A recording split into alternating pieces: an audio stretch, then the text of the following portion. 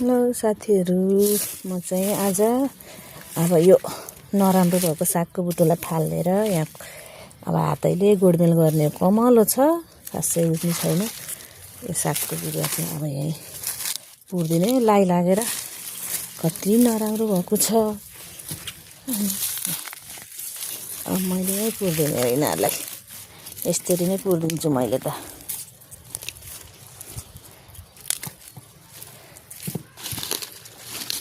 खन्नु नि पर्दैन, मल धेरै भएपछि कमलो भयो। अनि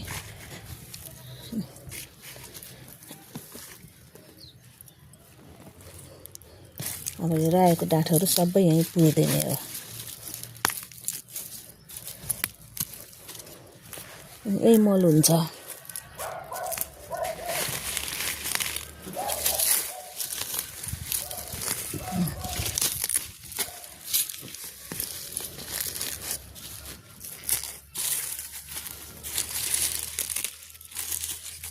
मैले चाहिँ सबै ठाउँमा यसरी नै पुर्दै गर्दै गरिदिन्छु। अर्को ठाउँमा हाल्न पनि परेन, यहीँ कुहिन्छ, यहीँ मल हुन्छ।